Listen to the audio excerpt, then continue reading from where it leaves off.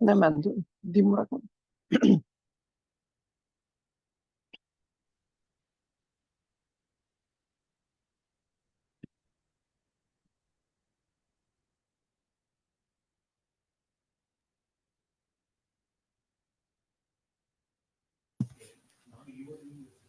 જય શ્રી કૃષ્ણ. જય શ્રી જય શ્રી કૃષ્ણ. કૃષ્ણ. જય શ્રી કૃષ્ણ. જય શ્રી કૃષ્ણ. આપણે મંગલાચરણ થી શરૂ કરીશું. જય શ્રી કૃષ્ણ. જય Shri Krishna. Chaksus, are you there? Yes. Chaksus, are you there? Yes. મેં તો હર્ષિદાંડી તમે ગાઓ છો મંગલાચરણ?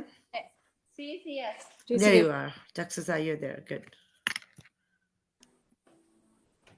Chaksus, are you there?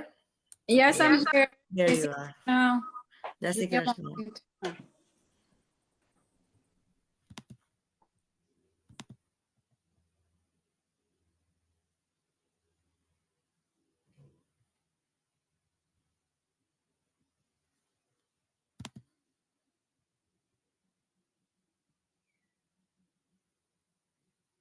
We can't hear you. Wait. Try again.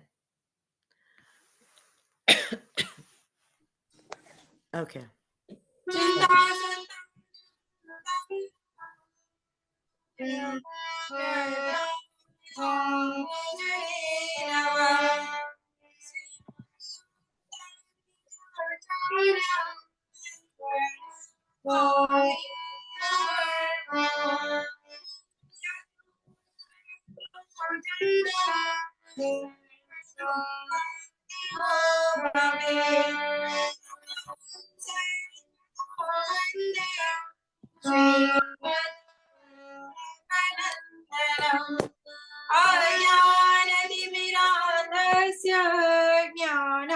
ज्ञानाञ्जनशलाकया चक्षुरुन्मिलितं येन तस्मै श्री नमः। नमामि शेषे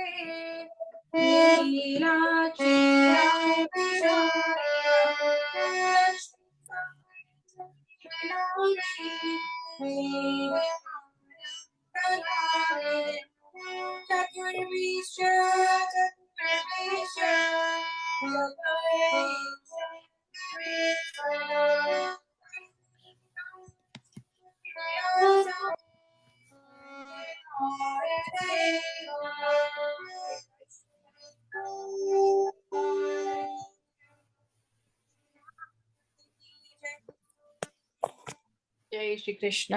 જય શ્રી કૃષ્ણ. તારો અવાજ બહુ કટ થતો હતો, વચ્ચે વચ્ચે શબ્દ બહુ બધા કટ થઈ ગયા. બહુ બધા કટ થઈ ગયા. ફરી ના, it's okay now. Just next time be careful.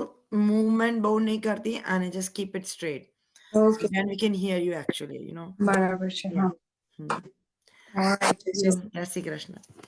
આપણે કલ્પેશ અંકલ ઓલરેડી આપણે આવી ગયા છે સત્સંગમાં, તો આપણે આજનો ટોપિક શરૂ કરીશું ચતુર્શ્લોકીનો. તો કલ્પેશ અંકલ, જય શ્રી કૃષ્ણ.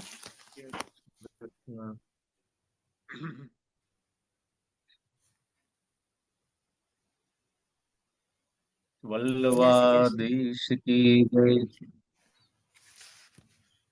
આપણે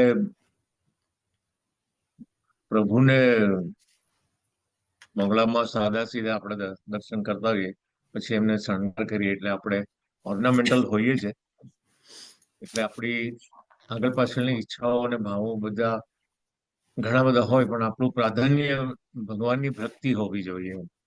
બીજી બધી જે વસ્તુઓ આરામથી કરી શકતા ના હોઈએ તો એમાં આપણે બહુ સાદગી લાવીને આપણે સીધી સાદી ભાષાઓનો ઉપયોગ કરીએ અથવા એ માધ્યમનો ઉપયોગ કરીને ભગવાનની ભક્તિ સુધી પહોંચવાનું, એમની પ્રાર્થના સહિત કરવાનું.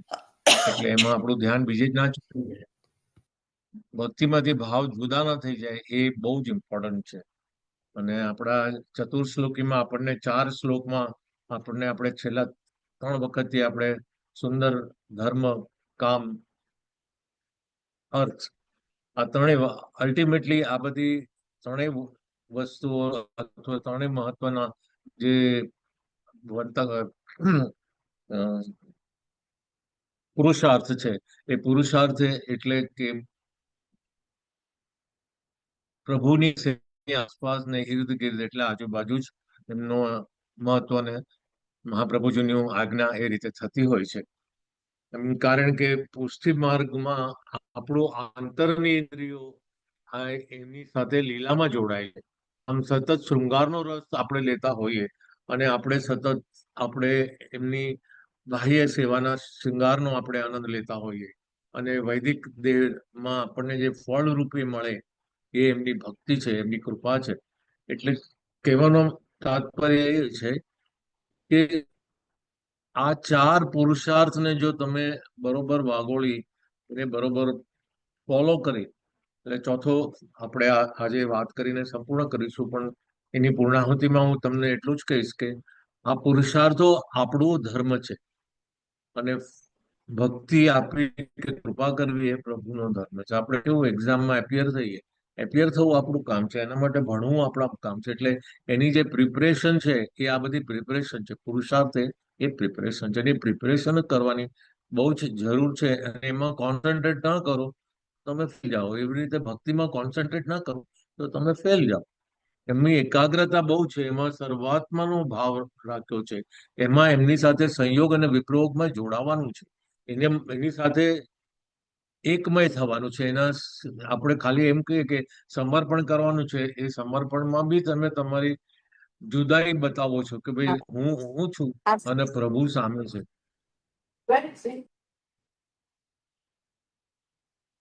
પ્રભુ જ્યારે તમે પ્રભુમય થઈ જાઓ એટલે ઘણી વાર એવું કે છે ને કે તમે પ્રભુને પામો એના કરતા પ્રભુ તમને પામે એ વધારે ઇમ્પોર્ટન્ટ છે. એ કે છે ભગવાન તો ભક્તનો છે અને એ ભક્તનો જ્યારે થઈ જાય ત્યારે તમારી ભક્તિ ચરમ સીમાએ પહોંચી ગઈ કહેવાય. કારણ કે તમને એ છોડતો જ નથી. આપણને બ્રહ્મ સંબંધમાં મહાપ્રભુજી એવું જ કીધું ને કે પ્રભુએ તો એમને આજ્ઞા બી આપી અને એમને ખાતરી આપી કે તું મને એકવાર ભક્ત સાથે જોડી દઈશ તો હું એને જિંદગીભર છોડીશ નહીં. તારી ઈચ્છા છે તો બી નહીં છોડવું. અને ઘણા એવા આપણને વાર્તાઓમાં પ્રસંગો મળે છે કે જ્યારે નારાજ થઈને મહાપ્રભુજી કે ગોસાઈજી એ ભક્તનો ત્યાગ કર્યો હોય, વૈષ્ણવનો ત્યાગ કર્યો હોય તો પણ પ્રભુ એને ના છોડ્યા હોય. એટલે મારો કહેવાનો મતલબ છે કે જો તમારામાં દ્રઢતા હશે ને એકવાર તમે જો ઠાકોરજીમય થઈ ગયા અને ઠાકોરજીએ તમને અપનાવી લીધા તો તમારો બેડો પાર થઈ જાય. કે તમને કોઈ રીતે આ વસ્તુ આપણને બહુ જ વાર્તા જેવી લાગે છે અને ઘણી વાર કોઈની પાસે સાંભળું છું ભાઈ આ પ્રેક્ટિકલ નથી, પણ હવે પ્રેક્ટિકલ શબ્દ બહુ જ પ્રિન્સિપલથી ઊંધો છે. હવે પ્રેક્ટિકલ એટલે પ્રેક્ટિકલ કે જે તમારે પ્રિન્સિપલી ન કરવું હોય એનું નામ પ્રેક્ટિકલ કહેવાય. મારાથી સેવાનો સમય નથી કારણ કે મારે જોબ પર જવાનું, મારી પાસે ઘણી બધી બીજી જવાબદારી છે. તો ત્યાં આગળ તમે જે બહાનું કાઢો છો અથવા પ્રેક્ટિકલ એવું કહેવાનો જે તમે રસ્તો શોધી કાઢો છો એ રસ્તો ખરેખર પ્રભુની ભક્તિ માટે યોગ્ય નથી. પણ તમારે કક્ષાએ પહોંચવાનું છે તો એના માટે આપણે વાત સાચી જ છે કે આપણે બધા જ નરસિંહ મહેતા આપણે આપણે મીરાબાઈ નથી થઈ શકતા, પણ આપણે ધીરે ધીરે એ કક્ષાએ પહોંચી શકીએ. આપણે એવો પ્રયત્ન હંમેશા કરવો જોઈએ એવું મારો અભિપ્રાય છે. એટલે આપણે ભલે શરૂઆત થઈ હોય પ્રવાહી હોય, પછી આપણે તામસી થયા હોય, આપણે રાજસી થયા, પણ અલ્ટિમેટલી આપણે સાત્વિક થઈ અને છેલ્લા જે પોઝિશન છે નિર્ગુણ થવાની એ પ્રયત્ન ક્યારે કરીએ જ્યારે આપણે આ ચારે ચાર પુરુષાર્થોને આપણે બહુ યોગ્ય રીતે આ અર્થ, કામ ને મોક્ષ એમાં એકબીજાની સાથે એટલા બધા સંકળાયેલા છે કે અલ્ટિમેટલી આપણે આ પ્રભુ મારું ધન છે. આપણે વિચાર કરો કે આપણું બેંક એકાઉન્ટમાં આપણે ત્યાં ડિપોઝિટ્સ પડી છે અથવા આપણા સેફ ડિપોઝિટ બિલમાં આપણું ઘરેણું છે કે આપણે જે કહીએ એ જે છે તો આપણે કોઈને બતાવીએ છીએ તો જોઈને કહેવા જઈએ છીએ બસ. તો જયારે પ્રભુ આપણું ધન છે, પ્રભુ આપણું એને શું કહેવાય કે અર્થ છે, અને અર્થના શબ્દમાં લેવાના છે. અને પ્રભુ જે આપણું અર્થ હોય એટલે આપણને તો કેટલું વહાલું હોય, આપણે કોઈને દેખાડીએ નહીં. એવી રીતે કોઈ સવારે મારા ઘરમાં કોઈ હેન્ડીમેન આવવાનો હતો તો અમે સેવા પહોંચાડી અને ઠાકોરજીનું મંદિર અમે લોકો પ્રભુને શયનમાં પધરાવી અને પછી એ માણસને અંદર ઘરમાં લીધો.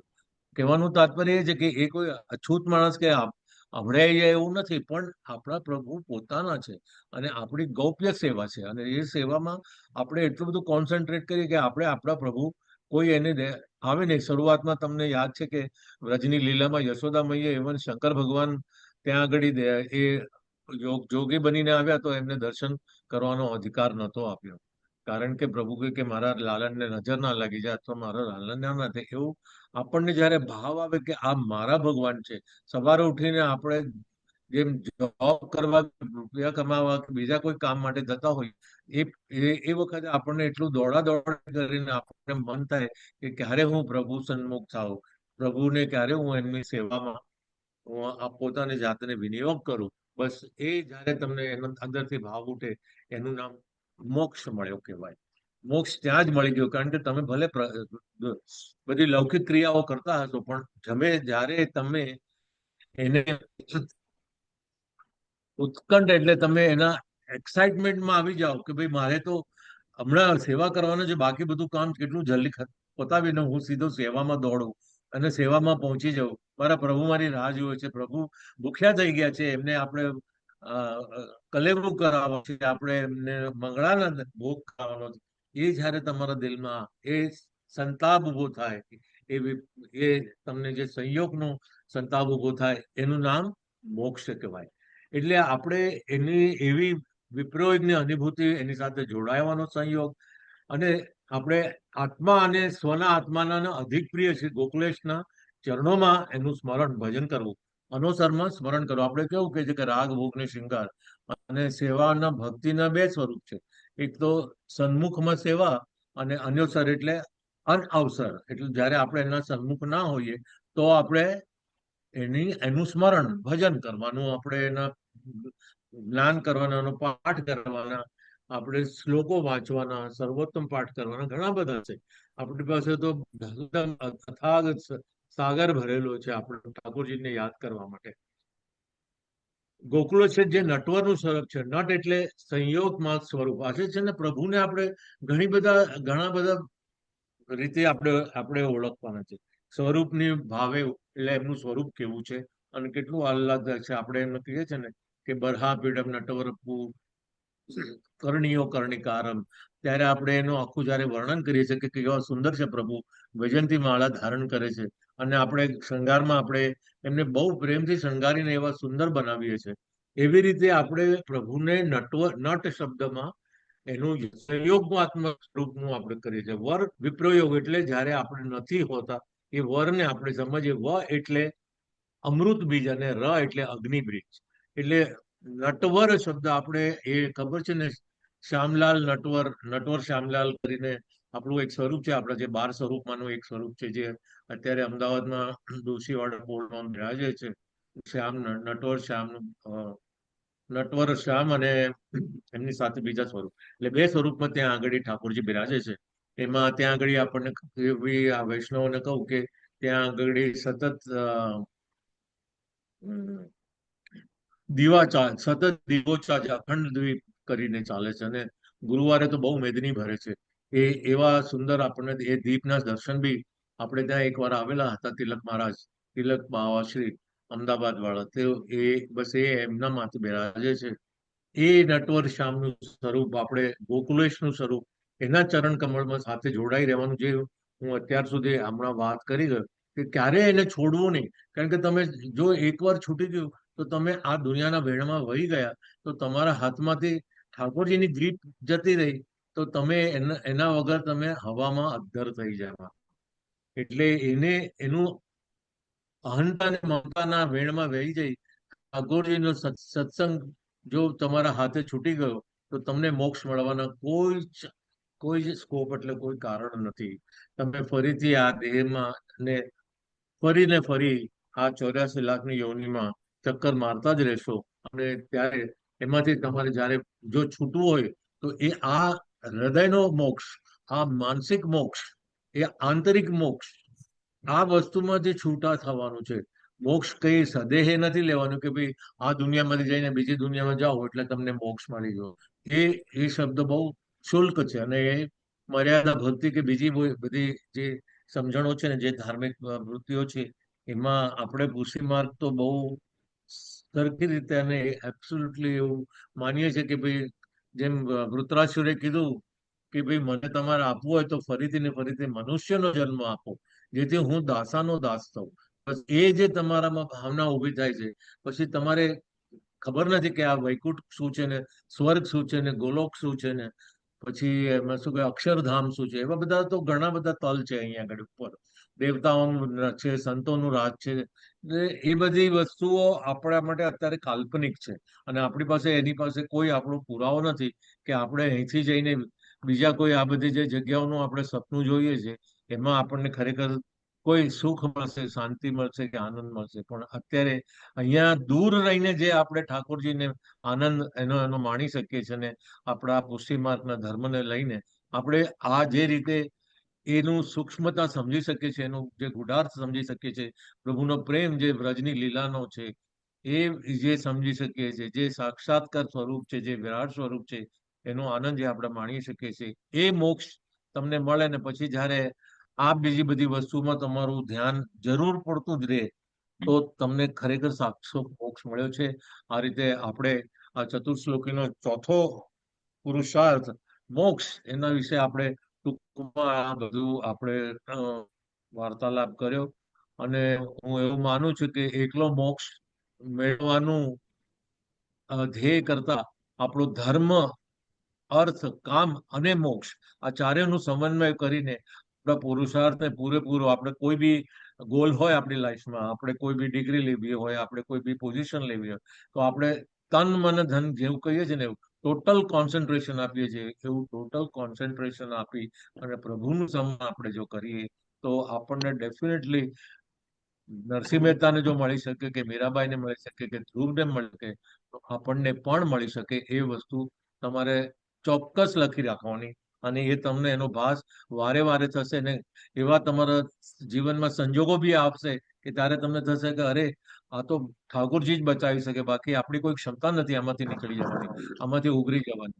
એટલે એ બધી જે વસ્તુઓમાંથી તમે પર થઈ જાઓ છો અથવા એમાંથી તમે ઉગરી જાઓ છો કે તમે એમાંથી બચી જાઓ છો એ ખરેખર તમારો ભાવ ભક્તિનો અને પ્રભુની કૃપા એ જે એના વચ્ચેનો જે પ્રેમનો હેતુ આપણો બંધાય છે એ મૂળ મહત્વનું છે અને આપણું લક્ષ્ય જ ભગવાન છે. આપણું બાકી બધું ઇન્સિડેન્ટલ છે.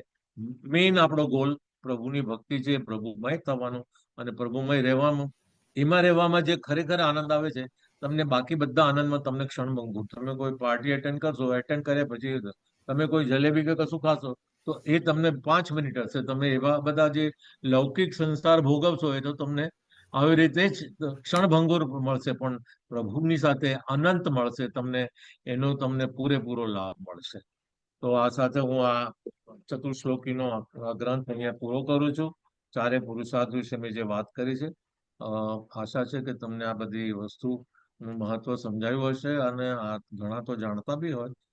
આ વસ્તુ વાગળવાની છે આપણે અહીંયા આગળ અને આપણે એનો ચર્ચા વિષય કરીને આપણે વસ્તુ આપણે જેવું કહીએ કે રિમાઇન્ડર એવું આ રિમાઇન્ડર છે અને આ રિમાઇન્ડર આપશે કે ઓહો તમે ખસી નહીં જાય હવે તમારો રસ્તો તો આ બાજુ છે. Detour yourself. તમારી ગાડીને પાટા પરથી ઉતારી ના મૂકશો. સડસડાટ જવા દો ને પ્રભુમય થવા દો. શ્રી વલ્લભાધીશ કી જય. Thank you Kalpesh uncle.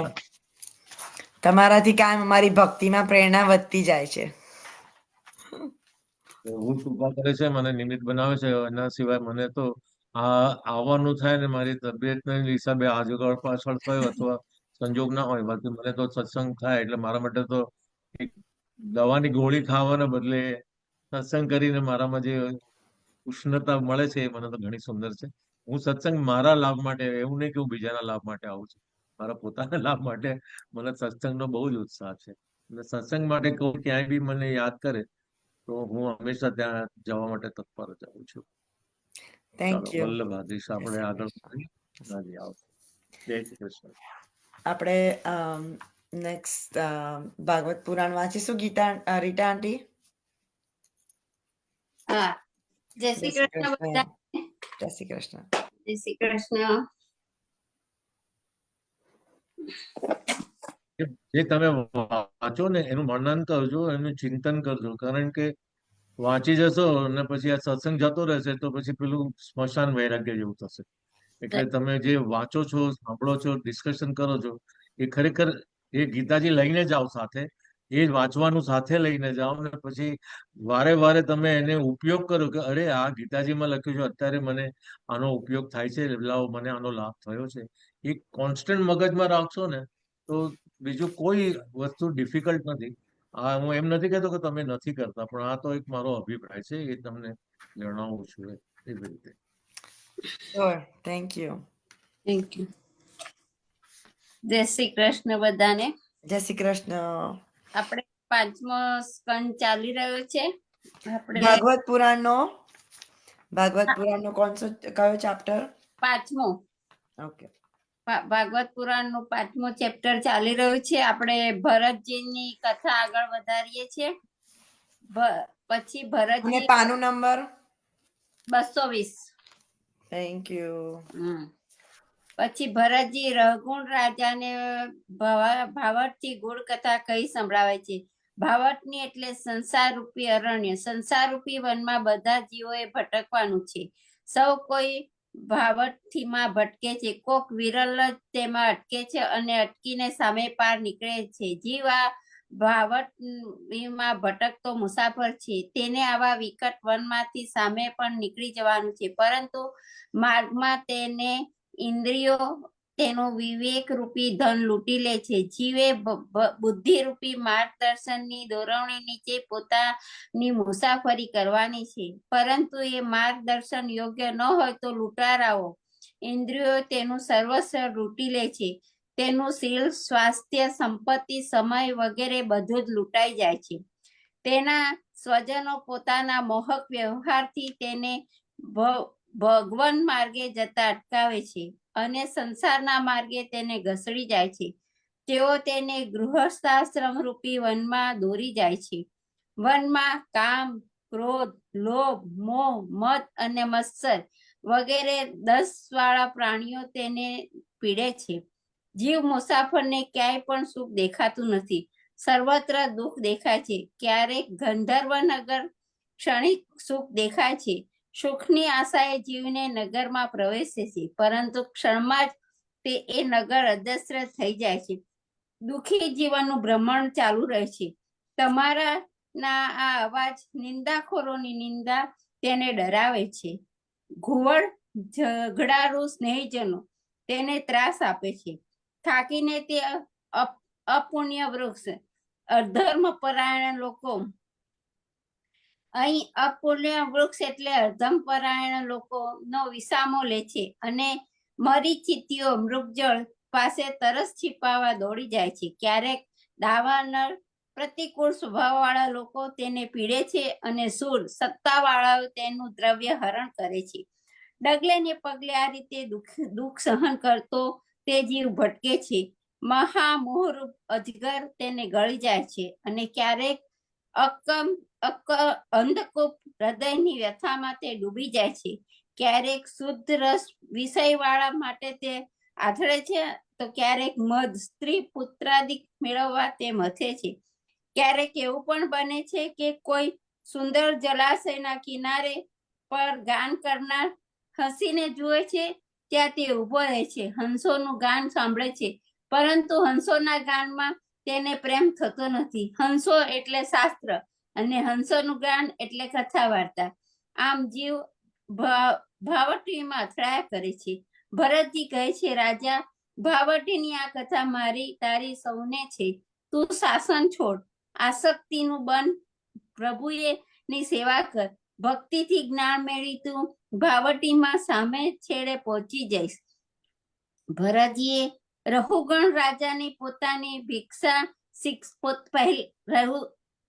રહુગુણ રાજાને પહેલા શિક્ષા આપી, પછી દીક્ષા પણ આપી. સદગુરુ પોતાના શિષ્યને માત્ર ઉપદેશ આપતા નથી, ભગવાન સાથે તેનો સંબંધ પણ બાંધી આપે છે. ભરતજીના આવા સુંદર વચન સાંભળી રહુગુણ રાજા કૃતાર્થ થયા. તેમણે કહ્યું, પ્રભુ ભજનમાં રત એવા આપ જેવા પરમ ભક્તનો સંગ થતા હું કૃતાર્થ થયો છું. આપના સંગથી મારો અવિવેક દૂર થયો છે. હું આપને વંદન કરું છું. પછી ભરતજી પુનઃ પરિભ્રમણ કરવા નીકળી પડ્યા. રહુગુણના શબ્દો રાખવા જેવા છે. રહુગુણ કહે છે, માનવને સંત સમાગમનો લાભ મળે છે. સંતોને સમાગમ કરી આપવા માટે માનવ દેહ સાધન રૂપ બને છે. માટે માનવ દેહ ઉત્તમ છે. સૌ કોઈ માનવ દેહની નિંદા કરે છે. ભાગવતમાં પણ કેટલેક સ્થળે માનવ દેહની નિંદા કરવામાં આવી છે, પરંતુ તેની સ્તુતિ એકમાત્ર શ્રીમદ ભાગવતના 5મ સ્કંદમાં જ કરવામાં આવી છે, અને એ સ્તુતિ કરનાર માનવ નહીં પરંતુ દેવો છે. દેવો પ્રભુ ભજન કરી શકતા નથી. દેવો ભક્તિ કરી શકતા નથી.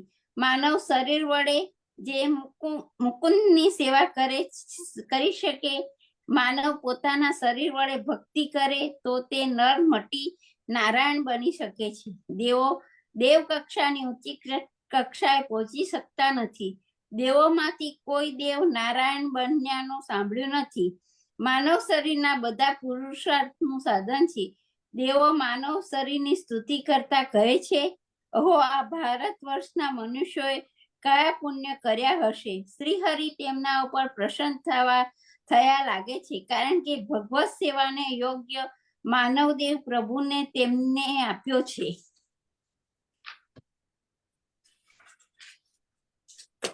શ્રી હરિની સેવા માટે ઉપયોગી માનવ દેહની તો અમે પણ ઝંખના કરીએ છીએ. એવું પરમ સૌભાગ્ય મેળવવા માટે અમે હંમેશા ઈચ્છા રાખીએ.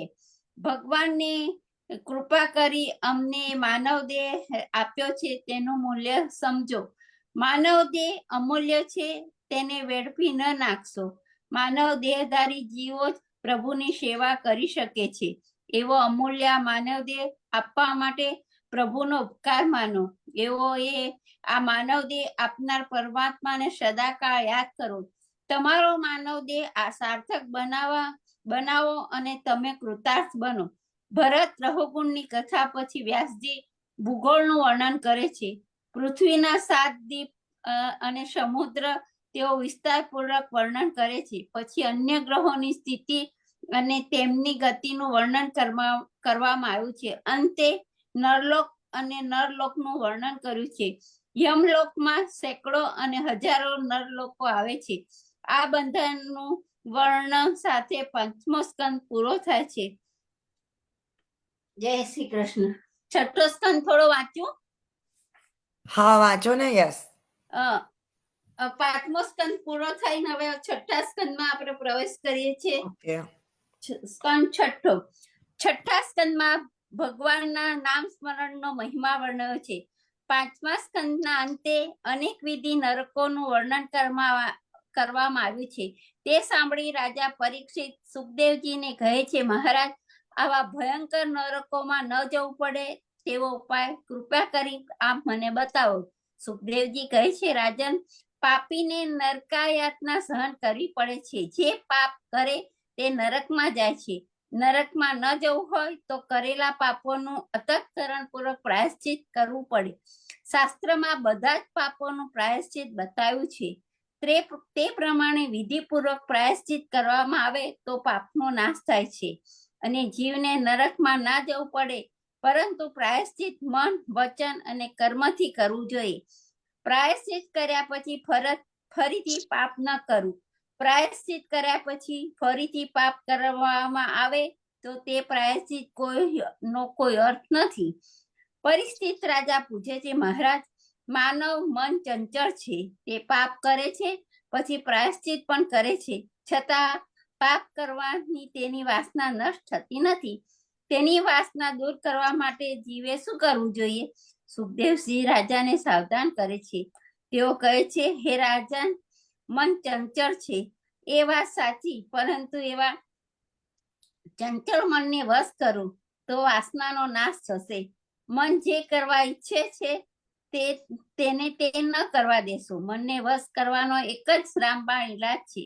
મને લૌકિક વાસનાઓમાંથી અલગ પાડી દઈને પરલૌકિક વાસનાઓમાં જોડી દેવું એનું નામ મનનો વિરોધ. હે રાજન, સમ, દમ અને તપ વડે પણ મનને વશ કરી શકાય છે. વિશ્વામિત્ર જેવા મહાન તપસ્વીઓએ પણ મેનકાને જોઈ મોહ્યા, પરંતુ જેણે પોતાના મનને પ્રભુમાં જોડ્યું છે તેનું મન ચલિત થતું નથી. નારદજી એવા ભક્ત છે, તેમનું મન સદાકાળ પ્રભુમાં જોડાયેલું રહે છે. વાસના તેમને સતાવતી નથી. તેઓ આખા જગતમાં ભમ્યા કરે છે, પરંતુ તેમનું મન સ્થિર રહે છે. તે સહેજ પણ ભમતું નથી. હે રાજા, તું પણ તારા મનને પ્રભુમાં લગાડી દે. જે માણસ ભગવાનના નારાયણને પોતાનું પ્રાણ અર્પણ કરે છે અને પોતાની જીભ વડે પ્રતિક્ષણ નારાયણનું નામ લે છે, તેને પાપ સ્પર્શતું નથી. ચંચળ મનને સ્થિર કરવા માટે પાપને પુનઃ થતું અટકાવવા જીવને સતત પ્રભુનું નામ સ્મરણ કરવું રહ્યું. नारायण जी ने नाम लिया, 3 और का नाम लिया न लिया, अमृत पान किया घट भीतर, गंगा जल भी पिया न पिया. નારાયણ નું નામ સતત લેતા જ રહો. નામમાં જેટલી શક્તિ છે તેટલી શક્તિ નામધારીમાં નથી. રામ નામથી પથ્થર તર્યા, પરંતુ ખુદ રામે નાખેલા પથ્થર પાણીમાં ડૂબી ગયા. વાનર સેના લઈ ભગવાન રામચંદ્ર લંકાને સામે કિનારે આવી પહોંચ્યા. સામે અફાટ સમુદ્ર હતો. તેના પર સેતુ બાંધી લંકામાં પહોંચવાનું હતું. પથ્થરો પર રામ નામ લખી તે પથ્થરને સમુદ્રના જળ ઉપર મૂકવામાં આવ્યા.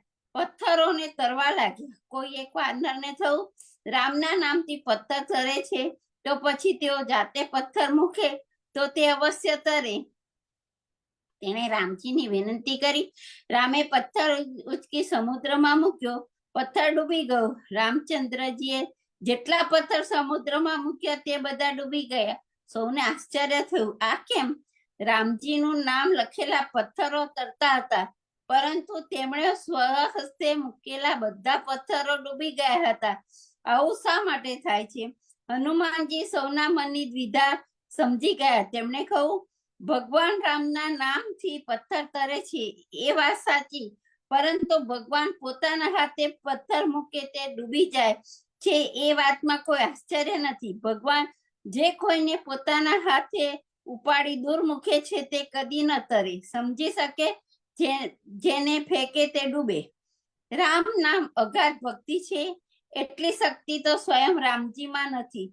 પોતાના જીવનકાળ દરમિયાન રામચંદ્રજીએ લાખો જીવોનો ઉદ્ધાર કર્યો હશે, પરંતુ તેમના અવતાર કાળ દરમિયાન તેમના નામના સ્મરણ માત્રથી કોટીના કોટી જીવોનો ઉદ્ધાર થયો છે. રામનું નામ લો, તેનો સતત જાપ કરો, પરંતુ તે ભાવપૂર્વક કરો. નામદેવની બહેનનું નામ જનાબાઈ. જનાબાઈને જીભથી સતત વિઠ્ઠલ વિઠ્ઠલનો ધ્વનિ નીકળતો. જનાબાઈ છાણ થાપતી વખતે પણ તેમના મોઢામાંથી વિઠ્ઠલ વિઠ્ઠલનો જાપ જપ્યા કરે. કોઈ વ્યક્તિ તેના છાણા ચોરી જાય, જનાબાઈના છાણા ઓછા થાય. છેવટે જનાબાઈએ નામદેવને કહ્યું, કોઈ મારા છાણા ચોરી જાય છે, તપાસ કરો અને મને મારા છાણા પાછા લાવી આપો. નામદેવ કહે છે, બહેન, છાણા તો બધા સરખા હોય, તારા છાણાને ઓળખવા કેવી રીતે? અને છાણા ન ઓળખાય તો ચોર પકડાય કેવી રીતે? જનાબાઈએ કહ્યું, દેખાવામાં તો મારા છાણા બીજા છાણા જેવા છે, પરંતુ પ્રભાવમાં તે બીજા છાણા કરતા જુદા છે. મારું છાણું કારણે ધરશો તો તેમાંથી તમને વિઠ્ઠલ નામનો ધ્વનિ સંભળાશે. નામદેવે તપાસ સાધરી. તેઓ છાણું ઉપાડે અને કાન પાસે ધરે. કેટલાક છાણામાંથી તેમને વિઠ્ઠલ નામનો ધ્વનિ સ્પર્શ સંભળાયો. નામદેવે કહ્યું, બહેન, લોકો મને નામદેવ તરીકે ભલે ઓળખાય હોય, સાચો નામદેવ તો તું છે. તે ઉચ્ચારેલા વિઠ્ઠલ નામનો પડઘો તારા છાણામાંથી પણ ઉઠે છે. નામ લો તો આ રીતે લો. મીરાબાઈ પણ લેતી અને નરસિંહ મહેતા પણ લેતા. શાસ્ત્ર ભણવાથી પંડિત થવાતું નથી. પંડિત થવાય છે પ્રભુ સાથે પ્રેમ કરવાથી. પ્રેમપૂર્વક પ્રભુનું નામનું સ્મરણ કરો તો તમે પંડિતના પણ પંડિત બનશો. ધાય અક્ષર પ્રેમ કે, પડેસો પંડિત હોય શાસ્ત્રોમાં વાંચે તે પંડિત નહીં, શાસ્ત્રો વાંચે પણ શુષ્ક હૃદયથી વાંચે તેને પંડિત કેવી રીતે કહેવાય? પંડિતો શાસ્ત્રોની પાછળ દોડે છે, શાસ્ત્ર ભક્તની પાછળ દોડે છે. મીરાબાઈ, નરસિંહ મહેતા વગેરે એ છે કઈ કહ્યું કે શાસ્ત્ર મીરાબાઈ બોલ્યા હતા, બોલમાં બોલમાં બોલમાં રે રાધા કૃષ્ણ વિના બીજું બોલમાં. સાચું શાસ્ત્ર એ છે, નામ સ્મરણ કરો અને પ્રભુપદ પામો. અજામિલે નામ સ્મરણ કર્યું, અજાણતા અને મહાપાપી એવો એ ભવસાગર તરી ગયો. અજામિલ ચરિત્ર અનુગ્રહ દ્રષ્ટાંત છે. અજામિલ પ્રભુનો કૃપા પાત્ર બન્યો છે. કૃપા પાત્ર બનતા પહેલા તેને અનેક દુરાચારો અધર્યા છે. તેના એ દુરાચારો તેને કૃતાર્થ કરવામાં નિમિત્તરૂપ બન્યો છે. અજામિલ પતન થવામાં કશું બાકી રહ્યું ન હતું, પરંતુ પ્રભુનો અનુગ્રહ ખરે ટાણે થયો. પ્રભુ કૃપાથી તે કૃતાર્થ બની ગયો. કાન્ય કુંભ નગરનો એ બ્રાહ્મણ, નામે એનું અજામિલ. અજામિલ એટલે માયા, અજામિલ એટલે માયામાં મળેલો જીવ, અજ એટલે બ્રહ્મ, અજામિલ એટલે બ્રહ્મામાં મળેલો જીવ. અજામિલના આ બંને સ્વરૂપો તેના જીવનમાં જોવા મળે છે. અજામિલની કથા લોકો ખોટી રીતે સમજે છે. કેટલાક એમ કહે છે કે અજામિલ જેવો મહાપાપી કેવળ નારાયણ નારાયણ નામના ઉચ્ચારથી જ તરી ગયો. એવું માનવું એટલે પાપીને પાપ કરવાની પ્રેરણા આપવી. જો તે સાચા દિલથી હૃદયના પ્રેમથી પ્રભુને ઉદ્દેશીને નારાયણ નારાયણ બોલ્યો હોય અને તરી ગયો હોય તો તે વાત માન્યમાં આવત, પરંતુ તેને યમદૂતોની વિકળતા ડરી પોતાના પુત્ર નારાયણને પોકાર્યો હતો, છતાં તે નામના સામાન્ય માત્રથી તે તરી ગયો એ વાત ગળે ઉતરતી નથી. આ પ્રમાણે કહેનાર અને સમજનાર વ્યક્તિ અજામિલના માયામાં મળી જનાર અને બ્રહ્મમાં મળી જનાર આ બંને સ્વરૂપોથી અજાણ છે. અજામિલ કાન્યકુબ્જ નગરનો બ્રાહ્મણ, તેના પિતા સદાચારી હતા. તે પોતે પણ મંત્રનો જાણકાર, પવિત્ર અને સદાચારી હતો. તે ભગવાનનું નામ સ્મરણ કરતો, પવિત્ર જીવ જીવતો. તે સદગુણી હતો, તેથી યોગ્ય અધિકારી હતો. એક દિવસ પિતાની આજ્ઞાથી વનમાં સમિધિ વીણવા ગયો. સમિધિ લઈને પાછો આવતા તેને એક શૂદ્રને એક વેશ્યા સામે કામ ક્રીડા કરતા જોયું. દાસી સાથે શૂદ્રના નગ્ન વિહાર જોઈ સદાચારી એવા અજામિલનો પોતાના મન ઉપરનો કાબુ જતો રહ્યો. તે દુરાચારી બન્યો. મન ચંચળ છે, તેને વશ રાખવું કઠિન છે એવું આપણે વારંવાર બોલીએ છીએ, પરંતુ મનને વશ કરવાનું કાર્ય એટલું કઠિન છે તે જોવા જાણવાનો પ્રયાસ આપણે કદી કરતા નથી. નજર સામે કામાચાર થતો જોઈને મન ન બગડે તેવો પુરુષ જીતેન્દ્રિય કહેવાય. સૌભારી જેવા એક મહાન સમર્થ મુનિ હતા. તેમનો જીવન કાળ એટલે સતયુગ. સતયુગમાં મનનો નિગ્રહ સ્વાભાવિક છે રીતે થતો, છતાં મુનિએ જ્યારે માછલાને જળમાં કામ ક્રીડા કરતા જોયા ત્યારે તેમના હૃદયમાં વિકાર પ્રવેશ્યો. તે વિકારની તૃપ્તિ અર્થે રાજા માધવતાની 50 કન્યાને સાથે પરણી તેમણે તેમની સાથે યથેચ્છ વિહાર કર્યા. સંભરી ઋષિ જેવા જીતેન્દ્રિય મુનિની આંખ દ્વારા તેમના મનમાં વિકાર પ્રવેશ્યો તો પછી અજામિલ તો કોણ માત્ર. અજામિલને આંખથી જે જોવું તે તેણે મનથી અનુભવ્યું. કામરસ પેદા થયો, તે પણ વેશ્યામાં આસક્ત બન્યો. આ બધું તો સ્વભાવગત છે. તેને વેશ્યાનો સંગ શરૂ થયો. તેણે એક વેશ્યાને લાવી પોતાના ઘરમાં બેસાડી તેની સાથે યથેચ્છ વિહાર કરવા લાગ્યો. તેને સંતોષવા તે જાત જાતના પાપ કરવા લાગ્યો. યાદ રાખો, મનમાં વિકારનો પ્રવેશ થાય છે આંખ અને કાન દ્વારા. આંખથી જુઓ અને કાનથી સાંભળો, તે બધાનો અનુભવ મન કરે છે અને મન બગડે એટલે પાપ પેદા થાય છે. આજના યુગમાં નાટક અને સિનેમા દ્વારા મનને યથેચ્છ વિકાર ભાવ અનુભવવા મળે છે. આંખથી અશ્લીલ દ્રશ્યો જુઓ અને કાનથી અશ્લીલ શબ્દો સાંભળો, પછી મન ક્યાં સુધી કાબુમાં રહેશે. યાદ રાખો, અજામિલ પાપી ન હતો, પાપી તો આપણે છીએ. નિત્ય વિકારનું સેવન કરનાર આપણે અજામિલથી એક પગલું પણ પાછળ નથી, અને અજામિલના જીવનનો પાયો સદાચાર ઉપર નાખ્યો હતો. તમારા જીવનનો પાયો શાના ઉપર નાખ્યો છે તેનો વિચાર કરજો. સદાચારી માણસ ભાન ભૂલીને માર્ગ ચાતરે અને દુરાચારી બની તો તેનો માટે પુનઃ સદાચારી બનવાની સંભાવના રહે છે. પરંતુ જેણે જીવનમાં કેવળ દુરાચાર જ સેવ્યા છે, નાટક સિનેમા જ જોયા છે, માતા પિતાની આજ્ઞાનું પાલન ન કરતા યથેચ્છ મોજશોખ કર્યા છે, હોટલમાં જઈ તામસી ભોજનનો આહાર કર્યો છે, પોતાના જેવા સ્વચ્છંદી મિત્રોનો સંગ કર્યો છે, તેમની સાથે વિષય ભોગોની જ વાતો કરે છે, ક્લબોમાં જઈને જાત જાતના રંગ રાગ કર્યા છે, તેમને માટે સદાચારી બનવાની કોઈ સંભાવના છે ખરી? અજામિલ જો પાપી કહેવામાં આવે તો વિષય રસમાં ડૂબેલા આજના યુવક અથવા યુવતીઓ આ શબ્દો વાપરવા. અજામિલ પાપી ન હતો, પાપના માર્ગે ચડી ગયો હતો. તેણે અનેક પાપ કર્યા હતા, મહા ભયંકર પાપ કર્યા હતા, પરંતુ પ્રભુએ તેના પર કૃપા કરી તેને સન્માર્ગે ચડાવ્યો.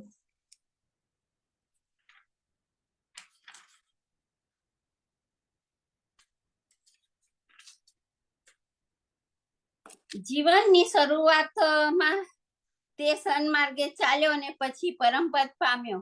તેના જીવનને સમજી વિચારી તેને પાપી કહેજો. જેને પાપ કર્યું ના તે પથ્થર પહેલો ફેંકી.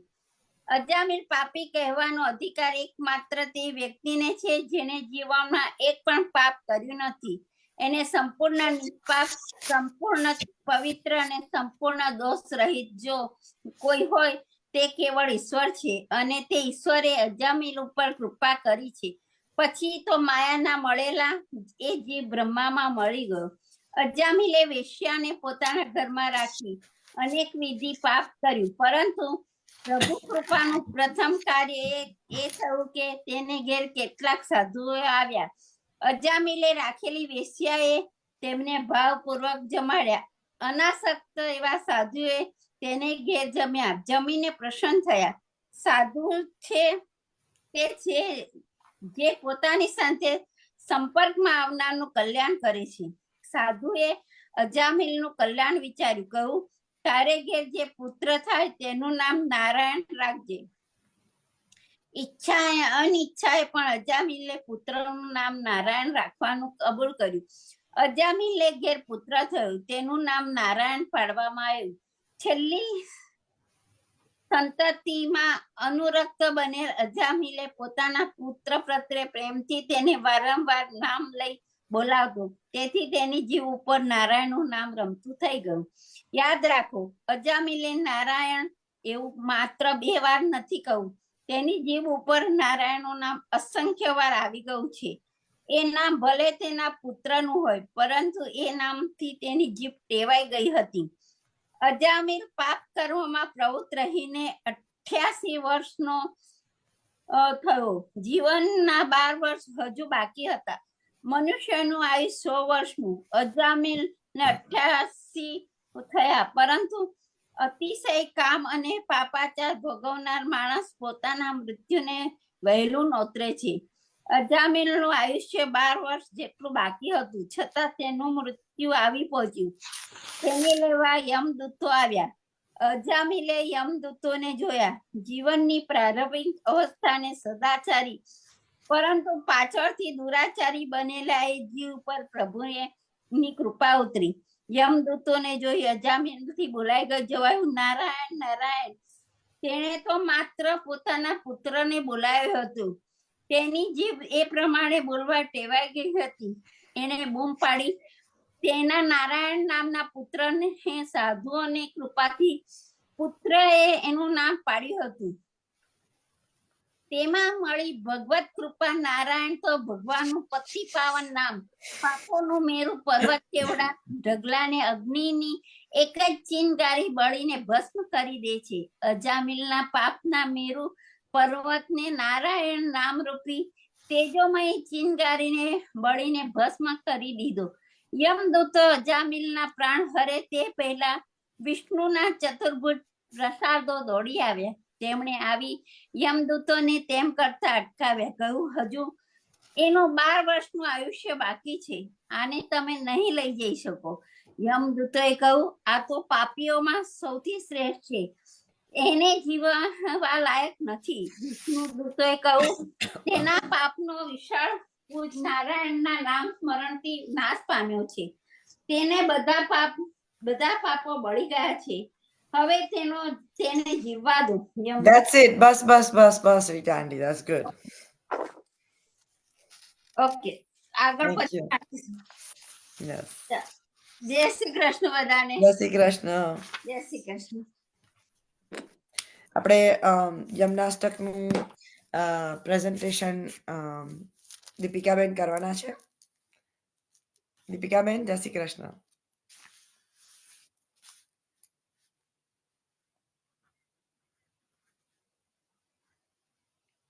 જય શ્રી કૃષ્ણ. સંભળાય છે? આઈ થિંક તમે મ્યુટ પર છો. હા, Try again.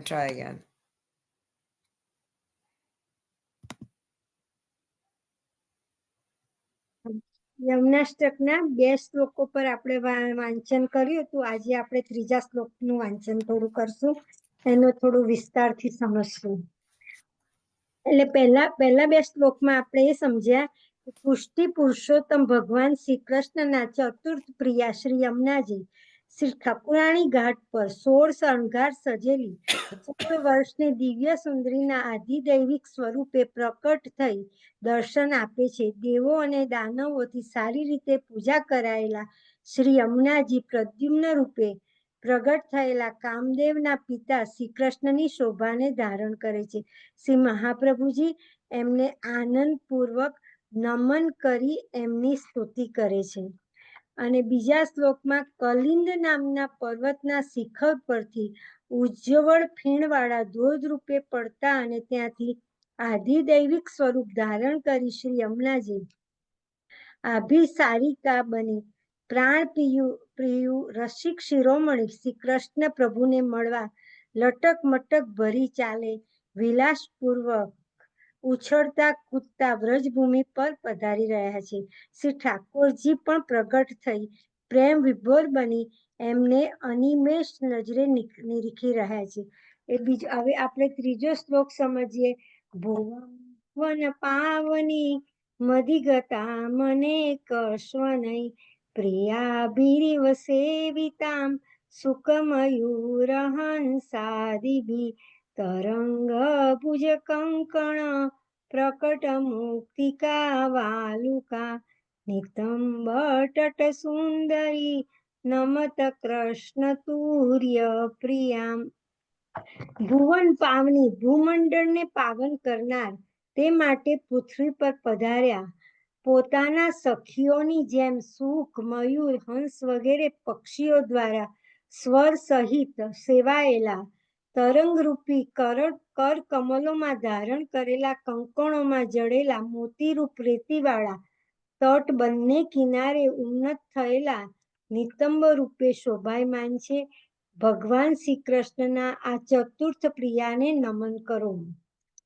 શ્રી યમુનાષ્ટકની શરૂઆત શ્રી મહાપ્રભુજીએ નમામિ યમુનામહમ મુદા શ્રી યમુનાજીને આનંદથી નમું છું કહી કરી છે. હવે બંને આગળના શ્લોકોમાં શ્રી યમુનાજીનું અલૌકિક મહાત્મ્ય બતાવ્યા પછી આ 3જા શ્લોકમાં કહે છે, વૈષ્ણવો ભગવાન શ્રી કૃષ્ણના આ ચતુર્થ પ્રિયાને નમન કરો. અહીં શ્રી યમુનાજીને નમન કરવાનો આદેશ કે ઉપદેશ આપવામાં આવ્યો છે, કેમ કે શ્રી યમુનાજી છે ભૂમંડળને પાવન કરનાર, તે માટે પૃથ્વી પર પધાર્યા. પોતાની સખીઓની જેમ શુક, મયુર, હંસ વગેરે પક્ષીઓ દ્વારા સ્વ સહિત સેવાયેલા તરંગરૂપી કરકમલોમાં ધારણ કરેલા કંકણમાં જડેલા મોતીરૂપ રેતીવાળા તટ બંને કિનારે ઉન્નત થતા નિતંબ રૂપે શોભાયમાન છે. શ્રી મહાપ્રભુજી હવે વૈષ્ણવોને યમુનાજીને નમન કરવાનો આદેશ આપે છે, કેમ કે શ્રી યમુનાજી ભગવાનના ચતુર્થ પ્રિયા છે. અહીં પ્રિયા શબ્દ વાપરવામાં આવ્યો છે, એટલે કે દ્વારકા લીલામાં પ્રભુની જે અષ્ટપટરાણીઓ છે એનો સંબંધ નથી, એ સ્પષ્ટ છે. ચતુર્થ પત્ની નથી કહ્યું, ચતુર્થ પ્રિયા કહ્યું છે. એટલે વ્રજભૂમિની લીલા સંબંધમાં પ્રભુના પ્રિયતમા તરીકે વર્ણવ્યા છે. વ્રજ લીલામાં ચતુર્થ પ્રિયાની ભાવના પ્રમાણે છે. પહેલા મુખ્ય સ્વામિનીજી રાધાજી, શ્રુતિ શ્રુપા ગોપી ભાર્યાઓ એટલે અન્ય પૂર્વા સખીઓ, ઋષિ રૂપા અનન્ય પૂર્વા કુમારિકાઓ, અને જેમના કાત્યાયની વૃત્તનો મનોરથનો પૂરો કરવાનું ભગવાને વચન આપ્યું અને પૂર્ણ કર્યું. વસ્ત્ર હરણ લીલામાં વસ્ત્રો આપી એમનો અંગીકાર કરી સ્વકીયા કરી રાસમાં મનોરથ પૂર્ણ કર્યા. અને ચોથા શ્રી યમુનાજી.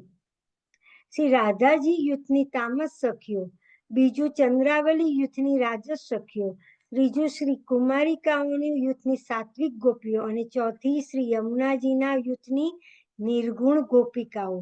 આ ચતુર્થ યુથની ગોપિકાઓના મુખ્ય સ્વામીની હોવાથી શ્રી યમુનાજીને ચતુર્થ પ્રિયા કહ્યા છે. આ શ્લોકમાં શ્રી યમુનાજીના ત્રીજા ઐશ્વર્ય ભુવનને પાવન કરવાના સામર્થ્યનું વર્ણન છે. બીજા શ્લોકમાં આવિર્ભાવનું વર્ણન છે. હવે આવિર્ભાવનું એક પ્રયોજન બતાવ્યું છે. શ્રી યમુનાજી ભુવનને પાવન કરવા ભૂમિ પર પધાર્યા છે.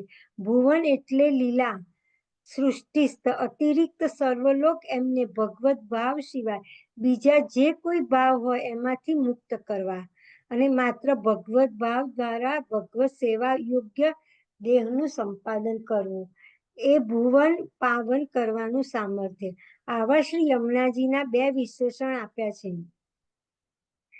અવતાર લીલામાં જેમ ગોપીજનો શ્રી યમુનાજીના તટ પર અને શ્રી યમુનાજીના જલમાં પ્રભુ સાથે રમણ કરતા વિવિધ સ્વરથી એમને સેવતા હતા, તે જ પ્રમાણે પોપટ, મોર, હંસ વગેરે પક્ષીઓ પોતાના વિવિધ સ્વરથી એમનું સેવન કરે છે. આવા શોભાયમાન શ્રી યમુનાજીના તટનું કાવ્યાત્મક વર્ણન શ્રી મહાપ્રભુજી કરે છે. શ્રી મધુરાષ્ટકમમાં પણ વર્ણન કરે છે. યમુના મધુરા, વિચી મધુરા, સલિલમ મધુરમ, કમલમ મધુરમ. આ વિચી એટલે તરંગો. આ તરંગો શ્રી યમુનાજીના કર કમલ છે. કાત્યાયની વ્રત કરનાર કુમારિકાઓ માટે કહે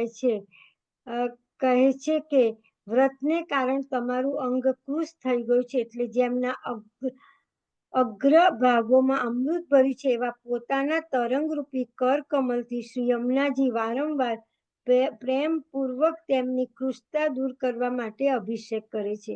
શ્રી મહાપ્રભુજી કહે છે કે યમુનાજીના તટ પર પથરાયેલી રજ કોઈ સામાન્ય રજ નથી, પરંતુ શ્રી યમુનાજીના તરંગરૂપી કર કમલમાં શોભાયમાન કંકણમાં પરોવાયેલા મોતી છે.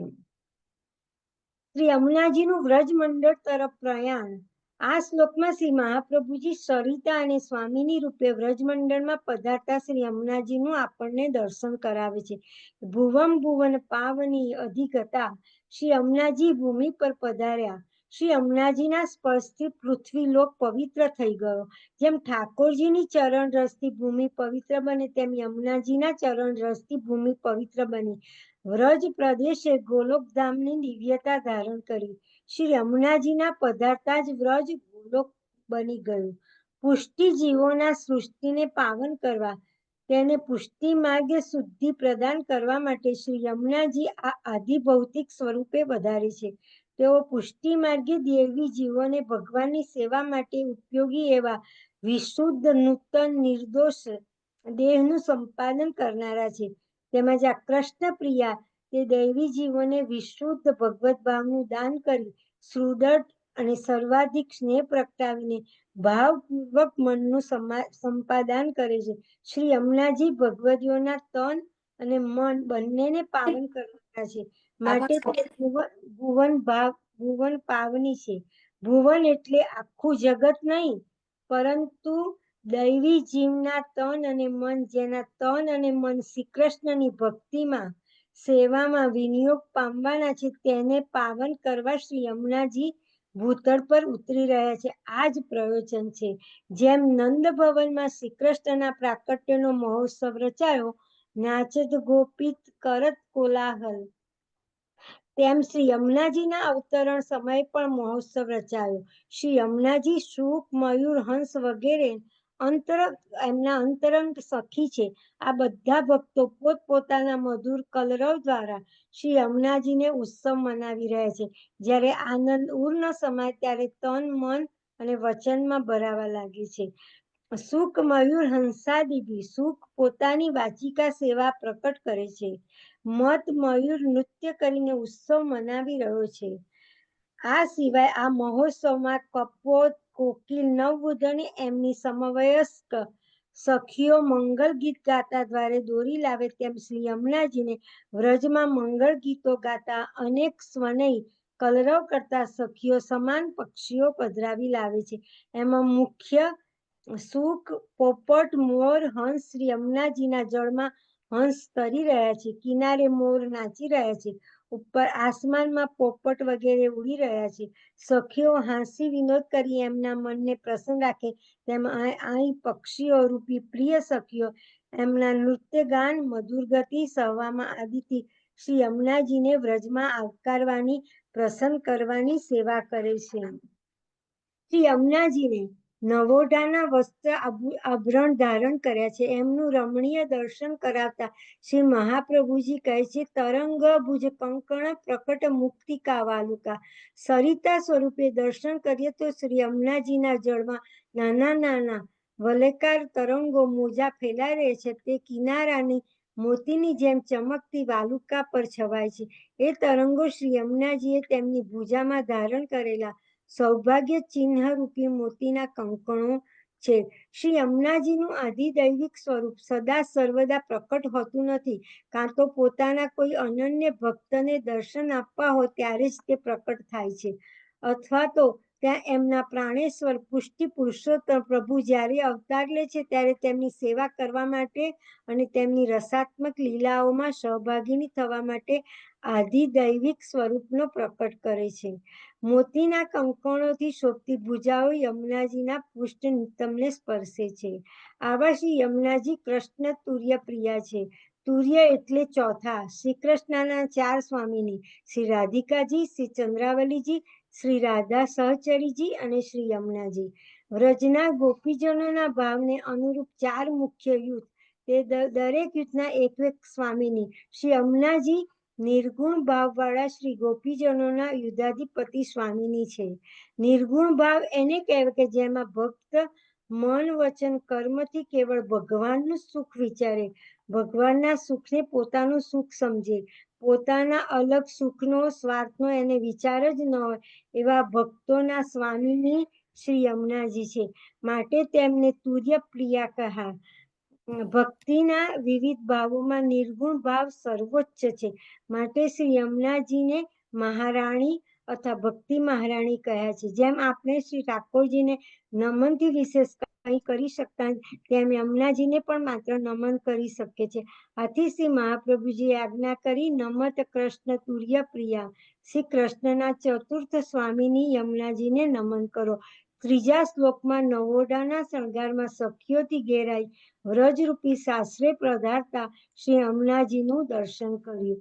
ગોલોકમાંથી કલિલ પર્વત પર થઈ ભૂમિ પર અને ત્યાંથી વ્રજમંડળમાં પધારી ગોકુળમાં સદા બિરાજમાન સરિતા સ્વરૂપ અને સ્વામીની સ્વરૂપ શ્રી યમુનાજીના ઉભય દર્શન શ્રી મહાપ્રભુજીએ કરાવ્યા. શ્રી યમુનાજીની પ્રાકટ્ય લીલા, અવતાર લીલા અને સ્વરૂપ લીલાનું દર્શન કર્યું. જય Shri Krishna. Thank you so much. Shyam Sundar શ્યામને મહારાણી કી જય. આપણે નરહર સંન્યાસીની વાર્તા સાંભળીશું ચક્ષુસાથી. ચક્ષુસા, દીપિકાબેન, તમને મેં એક શ્લોક પણ મોકલાયો છે. આજે 2-3 વૈષ્ણવ નથી આવ્યા, તમારે એ શ્લોક કરવાનો છે ગીતાજીનો. મેં મોકલાયો તમને પણ, તમને અને કલ્પનાબેનને પણ બીજો એક મોકલાયો છે. અમુક વૈષ્ણવે જવાબ નથી આપ્યા, કન્ફર્મેશન નહોતું એટલે ખબર નહીં, પણ એટલે તમે લોકો લઈ લેજો ને. આઈ થિંક શ્લોક નંબર 33મો છે, પણ ગો હેડ ચક્ષુસા. સોરી.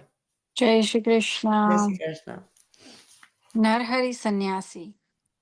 હવે શ્રી આચાર્યજી મહાપ્રભુજીના સેવક નરહરિ સંન્યાસી ગૌડ બ્રાહ્મણ આગ્રાથી ગુજરાત થઈ તેમના પિતા રહ્યા. તેમની વાર્તાનો ભાવ કહીએ છીએ. ભાવ પ્રકાશ. નરહર સંન્યાસી લીલામાં શ્રુતિ રૂપા છે. મન સુખા ગોપની બેટી છે. એનું નામ ગુલાબી છે અને ગુલાબીની એક સખી હતી પોડરી. એ વેણી કોઠારી ગુજરાતમાં થયા. એક સમય આગ્રામાં દુકાળ પડ્યો ત્યારે નરહર સંન્યાસીના પિતા આગ્રા છોડી ગુજરાત કુટુંબ સહિત જઈ રહ્યો. ત્યાં નરહર સંન્યાસી જન્મ્યા. તેઓ વર્ષ 15ના થયા ત્યારે નરહરને એ સંન્યાસીનો સંગ થયો. તેથી નરહર સંન્યાસી થયા. તેમણે વર્ષ દિવસ સુધી તપસ્યા કરી. ઉષ્ણકાળમાં પંચાગ્નિ તાપે, વર્ષા ઋતુમાં જળની ધારા માથે લે, શીતકાળમાં પ્રાતઃકાલ જલમાં બેસતા. તે નરહર સંન્યાસીની માનતા ગુજરાતમાં ઘણી ચાલી. સેવક પણ ઘણા લોકોને કર્યા. વેણી કોઠારી પણ નરહર સંન્યાસીના સેવક થયા. એ નરહર સંન્યાસી સ્ત્રીને જુએ ત્યારે મુખ ઉપર કપડું નાખી દે એવી ત્યાગ દશામાં રહે છે. તેઓ મહી નદીના કિનારે એકાંતમાં, જ્યાં પાસે કોઈ ગામ નહીં, ત્યાં સ્થૂલ બનાવીને રહેતા. ત્યાંથી કોસ બે ઉપર ગામ હતું. ત્યાં કોઈ હિન્દુ ઘાંચી હતો. તેને સંતાન ન હતું. તેથી તે ઘાંચીની સ્ત્રી એ વિચાર્યું કે નરહર સંન્યાસી મોટા મહાપુરુષ છે. તે કઈ ઔષધ દે તો મારે પુત્ર થાય. કોઈ સ્ત્રીનું મુખ તે જોતા નથી. પછી એક દિવસ શીરો પૂરી કરી સંધ્યા સમયે તે ઘાંચણ નરહર સંન્યાસીની પાસે આવી અને પોતાના મુખ ઉપર કપડું નાખી નરહર સંન્યાસીને બૂમ પાડી. ત્યારે નરહર સંન્યાસી પાસે આવીને પૂછે છે કે તું કોણ છે? ત્યારે એણે કહ્યું કે ઘાંચણ છું. તમારા માટે શીરો પૂરી લાવી છું. તમે સ્ત્રીનું મુખ નથી જોતા, તેથી મારા મુખ ઉપર વસ્ત્ર નાખ્યું છે. ત્યારે નરહર સંન્યાસીએ કહ્યું કે હું પણ 2 દિવસમાં નો ભૂખ્યો છું, પરંતુ તારી પ્રીતિ વધારે છે કે 2 કોસથી મારા માટે લઈ આવી. એટલે નરહર સંન્યાસીએ તે લઈ લીધું. તેથી તે ઘાંચણ પ્રસન્ન થઈને તેને લીધું તો ખરું. પછી બીજા દિવસે ફરી સંધ્યા સમયે શીરો પૂરી લાવી. ત્યારે નરહર સંન્યાસીએ કહ્યું, હવે તો અહીં કોઈ છે નહીં, તેથી તું મુખ ખોલ. ત્યારે તે ઘાંચણ મુખ ખોલ્યો અને શીરો પૂરી દઈ આવી. પછી નિત્ય સંધ્યા સમયે જાય એમ કરતા દિવસ 10 પાર થયા. એક દિવસ શીરો પૂરી કરીને લઈને નરહર સંન્યાસીના ઓરડાની અંદર ગઈ. એટલામાં ગુજરાતના હાકીમ નરહર સંન્યાસીની વડાઈ સાંભળીને મળવાને આવ્યા. તે ઘાંચણ નરહર સંન્યાસીના ઘરમાં છુપાઈ રહી. તે હાકીમ રાત્રિએ નરહર સંન્યાસીની પાસે રહ્યો. સવાર થતાં તે ઘાંચીબાઈના ધણીએ નરહર સંન્યાસી પાસે આવી કહ્યું કે મારી વહુ કાલે સાંજની તમને શીરોપુરી દેવા આવી છે. તે ફરી ઘરે નથી આવી. રાત્રિએ તમે કેમ રાખી? તમે તો સ્ત્રીનું મુખ જોતા નથી. ત્યારે નરહર સંન્યાસીએ કહ્યું, અહીં તો નથી આવી. એટલે ઘાંચીએ કહ્યું, તમારા ઘરમાંથી નીકળે તો. પછી ઘાંચીએ નરહર સંન્યાસીનું ઘર ખોલ્યું અને સ્ત્રીને અંદરથી પકડી કાઢી. તે જોઈને હાકેમ બહુ જ કોપ્યો. નરહર સંન્યાસીનું ઘર પાડી તેણે કહ્યું, અહીંથી બીજા દેશમાં નીકળી જા. નરહર સંન્યાસી ત્યાંથી વ્રજમાં આવ્યા. મનમાં કહે, સ્ત્રીનો સંગ એવું જ છે, ખોટો છે. જો સંગ થાય તો પરલોક બગડત. પ્રભુએ મને દંડ આપ્યો એમ વિચારી વ્રજમાં ફરે છે. પછી વેણી કોઠારીએ સાંભળ્યું કે નરહર સંન્યાસી વ્રજમાં છે. ત્યારે મનમાં વિચાર્યું કે ઘણા દિવસ થયા છે. મારા ગુરુ નરહર સંન્યાસી છે, તેથી વ્રજમાં જઈ આવું અને નરહર સંન્યાસીને મળી આવું એમ વિચારી વેણી કોઠારી ગુજરાતથી વ્રજમાં આવ્યા અને વૃંદાવનમાં નરહર સંન્યાસીને મળ્યા. તેઓ ત્યાં રહ્યા. એક દિવસ વૃંદાવન શ્રી આચાર્યજી પધાર્યા ત્યારે નરહર સંન્યાસીને આપના દર્શન થયા. ત્યારે નરહર સંન્યાસીએ વેણી કોઠારીને કહ્યું કે જુઓ કેવા તેજસ્વી પુરુષ આવ્યા છે. ત્યારે વેણી કોઠારીએ કહ્યું, એમનો થોડાક દિવસ સંગ કરીએ તો એમના સ્વરૂપનું જ્ઞાન થાય. એટલે નરહર સંન્યાસીએ કહ્યું, ચાલો. બંને જણે તેમનો સંગ કર્યો. બંને જણ સંગ કરી એ પ્રકારે બંનેએ વાતચીત કરી શ્રી આચાર્યજી પાસે આવી દંડવત કરી વિનંતી કરી, મહારાજ, અમારું મન 4 રાત્રિ આપનો સંગ કરવાનો છે. જો આપ પ્રસન્ન થઈ આજ્ઞા આપો તો અમે સાથે રહીએ. ત્યારે શ્રી આચાર્યજી કહે છે કે અમે દ્વારકા જવાનો વિચાર કર્યો છે. તમારું મન હોય તો તમે પણ સાથે ચાલો. એટલે નરહર સંન્યાસી અને વેણી કોઠારી પણ સાથે ચાલ્યા. માર્ગમાં નરહર સંન્યાસીએ આચાર્યજીને પ્રશ્ન પૂછ્યો કે મારા મનમાં એક સંદેહ છે, મહારાજ, સંન્યાસ ધર્મ મોટો કે વૈષ્ણવ ધર્મ મોટો?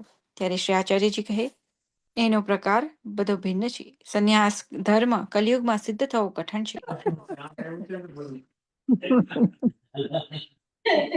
સંન્યાસ લીધા પછી જ્યાં સુધી જીવે ત્યાં સુધી નારાયણ વિના ક્યાંય બીજે ચિત્ત જાય તો બધા જન્મનો સંન્યાસ ધર્મ નાશ થાય છે.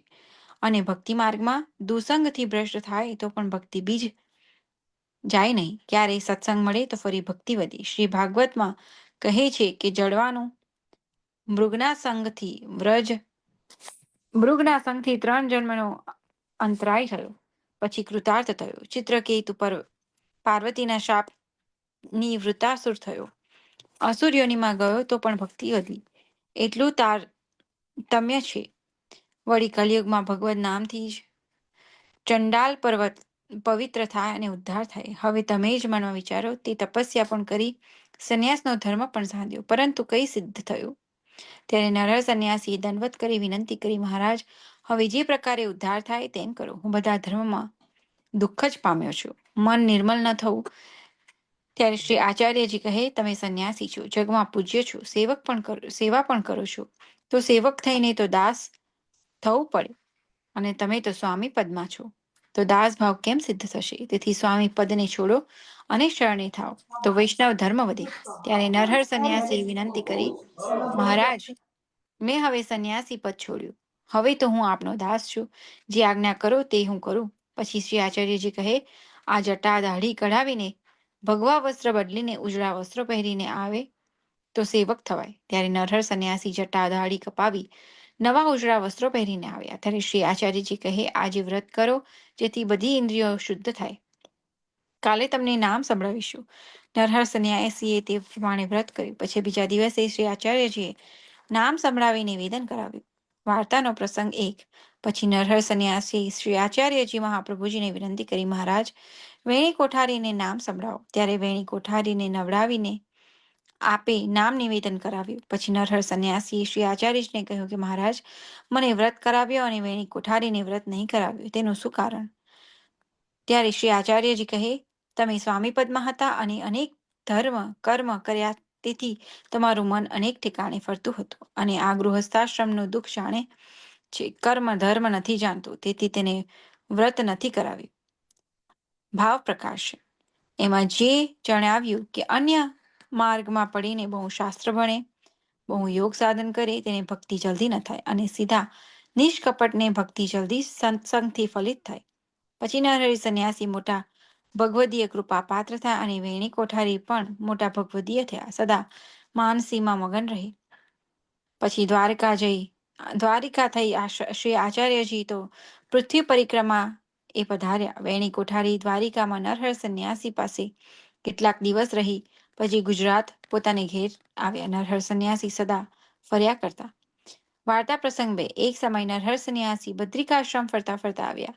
ત્યાં શ્રી આચાર્યજી મહાપ્રભુજી પણ પધાર્યા. ત્યાં નરહર સંન્યાસીને આપના દર્શન થયા. ત્યારે નરહર સંન્યાસીએ શ્રી આચાર્યજી મહાપ્રભુજીને વિનંતી કરી, મહારાજ, મેં પહેલા સંન્યાસ ગ્રહણ કર્યો હતો, પછી આપની કૃપાથી ભક્તિ માર્ગમાં આવ્યો.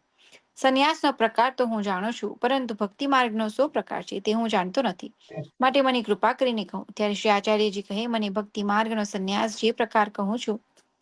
પછી શ્રી આચાર્યજીએ સંન્યાસ નિર્ણય ગ્રંથ કરી નરહર સંન્યાસીને ભણાવીને તેનો ભાવ કહી સંભળાવ્યો. એટલે નરહર સંન્યાસીના હૃદયમાં પુષ્ટિ માર્ગનો સિદ્ધાંત સ્થિર થયો. ત્યારે શ્રી ઠાકોરજીની લીલાનો અનુભવ થયો અને લીલામાં મગન થઈ ગયા.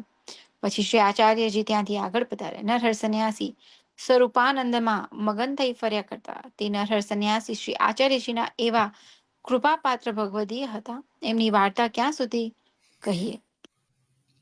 Thank you Chakshusa. જય શ્રી કૃષ્ણ. જય શ્રી કૃષ્ણ. આપણે ગીતાજીનું પારાયણ કરીશું. ચેપ્ટર 18મો, શ્લોક નંબર 31મો. કલ્પના આંટી, જય શ્રી કૃષ્ણ.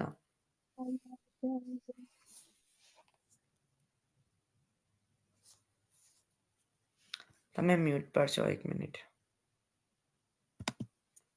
ટ્રાય. હવે સંભળાશે. ઓકે. શ્લોક નંબર 31, અધ્યાય 18. યયા ધર્મમ ધર્મમ ચકાર્યમ ચાકાર્યમેવ ચ અયથા પ્રજાનાતિ બુદ્ધિ સા પાર્થ રાજસી. બહુ જ નાનો શ્લોક છે. એનો અનુવાદ છે, હે પૃથાપુત્ર, જે બુદ્ધિ ધર્મ તથા અધર્મ, કરવા યોગ્ય તથા કરવા માટે અયોગ્ય કર્મનો ભેદ કરી શકતી નથી, તે રાજસી અર્થાત રજોગુણી હોય છે. તમને મેં બીજો શ્લોક પછી મોકલાયો છે આઈ હા. થિંક, એ તમે જોઈ લેજો પછી. હા, કયો છે મને? 34 નો છે, 34. ઓકે, પહેલા 33 વાંચું. યા 32 શ્લોક રશ્મિબેન, રશ્મિ શાહ. જય શ્રી કૃષ્ણ. જય શ્રી કૃષ્ણ. પણ આજે મને આવ્યું નથી. મેં તમને ફોનમાં મોકલાયો જો ને. ઓ, એટલે આ ફોનમાં મોકલાયું છે. હા તો હા નહીંતર હું આમાં ગીતાજીમાં 34 શ્લોક વાંચી જાઉં. 32 શ્લોક.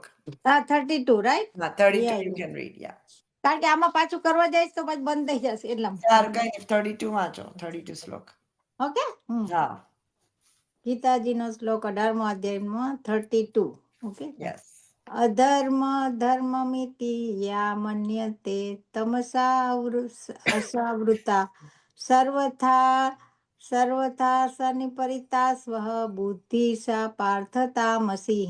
હે પાર્થ, તમો ગુણથી ઘેરાયેલી જે બુદ્ધિ અધર્મને પણ ધર્મ છે અને એમ માનીને બેસે છે તથા એ જ છે પ્રમાણે બીજા સઘળા પદાર્થો ને પણ અવળા માને છે અને તે બુદ્ધિ જ તામસી છે. તુલસી ગિરાજ ચરણ કી જય. ઠીક છે. જો ગીતાજીમાં કેટલું સરસ, કેટલું યુનિવર્સ છે કે હમ. બધા શ્લોકો બધાની પાસે હોઈ શકે, સેમ શ્લોક યા ઓલ યા. Over the world. કોઈ પણ ગીતાજી ખોલીને શ્લોક વાંચી શકે છે. એટલે મેં રાખી હતી મેં તારો મેસેજ જોયો તો પણ હું ત્યારે બહાર હતી એટલે. ના, બીજા 2-3 વૈષ્ણવ છે ને, બધા ઇન્ડિયા ગયા છે એટલે ઓ અહીંયા નથી ને, યા યા નામ એટલે તો એટલે હા, ના કાંઈ વાંધો નહીં. એટલે સારું લાભ Thank મળ્યો. you. એ તે જય શ્રી કૃષ્ણ. જય શ્રી કૃષ્ણ. સરળ. શ્લોક નંબર 33 મો હર્ષિદા આંટી. જય શ્રી કૃષ્ણ. જય શ્રી કૃષ્ણ. શ્લોક 33, અધ્યાય 18. ધૃત્યાયયા ધાર્યતે મનઃ પ્રાણેન્દ્રિય ક્રિયા યોગેના વ્યભિચારિણ્યા ધૃતિ સા પાર્થ સાત્વિકી. અનુવાદ: હે પૃથાપુત્ર, જે અતૂટ છે, જેને યોગાભ્યાસ દ્વારા અચળ રહીને ધારણ કરાય છે, અને એ રીતે જે મન, પ્રાણ તથા ઇન્દ્રિયોના કાર્યોને નિયંત્રણમાં રાખે છે, તે ધૃતિ સાત્વિક કહેવાય છે. ભાવાર્થ: યોગ પરમાત્માને જાણવાનું સાધન છે. જે મનુષ્ય નિશ્ચયપૂર્વક મન, પ્રાણ તથા ઇન્દ્રિયોને એકાગ્ર ચિત્તે પરમાત્મામાં પરોવીને દ્રઢતાપૂર્વક તેમાં સ્થિર રહે છે, તે જ કૃષ્ણ ભાવનામાં તત્પર હોય છે. આવી ધૃતિ સાત્વિક હોય છે. અવ્યભિચારિણીયા શબ્દ અત્યંત મહત્વપૂર્ણ છે, કારણ કે તે એવું સૂચવે છે કે કૃષ્ણ ભાવના પરાયણ ભક્તો કદાપી કોઈ અન્ય કાર્ય દ્વારા વિચલિત થતા નથી. જય શ્રી કૃષ્ણ. બહુ સાચી વાત છે. આજે આપણે એ જ વાત કરી ને, પેલું પ્રેઝન્ટેશનમાં પણ એ જ વાત કરી, ચતુર્શ્લોકીમાં પણ એ જ વાત કરી. Thank you. શ્લોક નંબર 34 મો કલ્પના આંટી ફરીથી. હા, કરી. હા, શ્લોક 34મો. હમ. યયા તુ ધર્મ કામાર્થૃત્યા ધાર્યતે અર્જુન પ્રસન્નેન ફલાકાંડી ધૃતિઃ સા પાર્થ રાજસી. નો અનુવાદ છે, પરંતુ હે અર્જુન, જે ધૃતિ વડે મનુષ્ય ધર્મ, અર્થ તથા કામના ફળોમાં સદા લિપ્ત રહેતો હોય છે, તે રજોગુણી હોય છે. ભાવાર્થ: જે મનુષ્ય ધાર્મિક કે આર્થિક કાર્યોમાં કર્મફળનો સદા આકાંક્ષી હોય છે, જેની એકમાત્ર ઈચ્છા ઇન્દ્રિય તૃપ્તિ કરવાની હોય છે, અને જેના મન, જીવન તથા ઇન્દ્રિયો આ પ્રમાણે સંલગ્ન રહે છે, તે રજોગુણી હોય છે. જય શ્રી કૃષ્ણ. જય શ્રી કૃષ્ણ. શ્લોક નંબર 35 મો હર્ષિદા આંટી. જય શ્રી કૃષ્ણ સર્વ જય શ્રી કૃષ્ણ. વૈષ્ણવોને. જય શ્રી કૃષ્ણ. જય શ્રી કૃષ્ણ. અધ્યાય 18મો શ્લોક 35મો. યયા સ પરમ ભયમ શોકમ વિષાદમ મદમેવ ચ ન વિમુગ્યચતિ દુમેધા ધૃતિશા પાર્થ તામસી. એનો અનુવાદ: હે પાર્થ, જે ધૃતિ, સ્વપ્ન, ભય, શોક, વિષાદ તથા મોહની પેલે પાર જતી નથી એવી દુર્બુદ્ધિપૂર્ણ ધૃતિ તમોગુણી હોય છે. તેનો ભાવાર્થ: એવા નિષ્કર્ષ પર આવવું ન જોઈએ કે તત્વગુણી મનુષ્ય સ્વપ્ન નથી જોતો. અહીં સ્વપ્નનો અર્થ વધારે પડતી નિંદ્રા એવો છે. સ્વપ્ન તો હંમેશા આવતું હોય છે. પછી ભલે મનુષ્ય સત્વગુણી હોય, રજોગુણી હોય કે તમોગુણી, સ્વપ્ન તો પ્રાકૃતિક ઘટના છે. પરંતુ જે મનુષ્યો અતિ નિંદ્રાથી પોતાને બચાવી શકતા નથી, જેઓ ભૌતિક વસ્તુઓ ભોગવવાના ગર્વને દૂર કરી શકતા નથી, જેઓ સદા ભૌતિક જગત ઉપર પ્રભુત્વ કરવાનું સ્વપ્ન જોતા રહે છે, અને જેમના પ્રાણ, મન તથા ઇન્દ્રિયો એ રીતે પરોવાયેલા રહે છે, તેઓ તામસી ધૃતિવાળા ગણાય છે. જય શ્રી કૃષ્ણ. બહુ સાચી વાત છે. જય શ્રી કૃષ્ણ. 36મો શ્લોક લતા આંટી, લતા મોદી.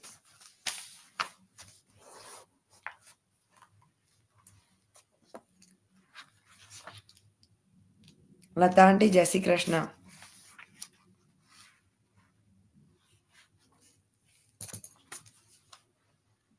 લતા આંટી, આર યુ ધેર?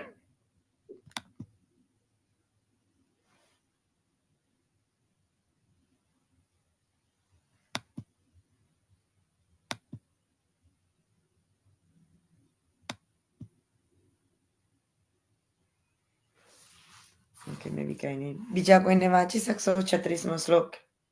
હા, હું વાંચું. સારું.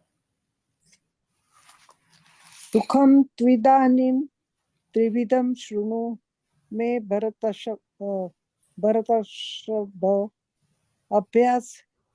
અભ્યાસાદ્રુમતે યત્ર દુઃખાંત ચ નિગચ્છતિ. અનુવાદ: હે ભરત શ્રેષ્ઠ, હવે મારી પાસેથી 3 પ્રકારના સુખો વિશે સાંભળ કે જેમના વડે બુદ્ધ જીવ ભોગ કરે છે અને જેનાથી કેટલીક વખત તેના દુઃખનો અંત આવે છે. ભાવાર્થ: બદ્ધ જીવ ભૌતિક સુખ ભોગવવાનો વારંવાર પ્રયત્ન કરતો હોય છે. એ રીતે તે ચાવતો હોય છે.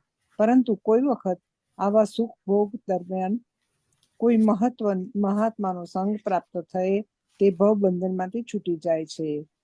બીજા શબ્દોમાં, બદ્ધ જીવ સદા કોઈને કોઈ પ્રકારની ઇન્દ્રિય તૃપ્તિમાં પરોવાયેલો હોય છે.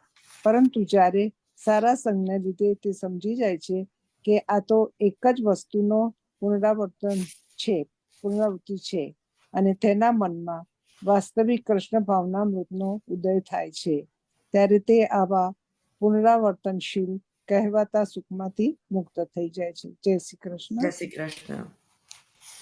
શ્લોક નંબર 37મો રીટા આંટી. હા, જય શ્રી કૃષ્ણ બધાને. જય શ્રી કૃષ્ણ. 18મો અધ્યાય, શ્લોક નંબર 33.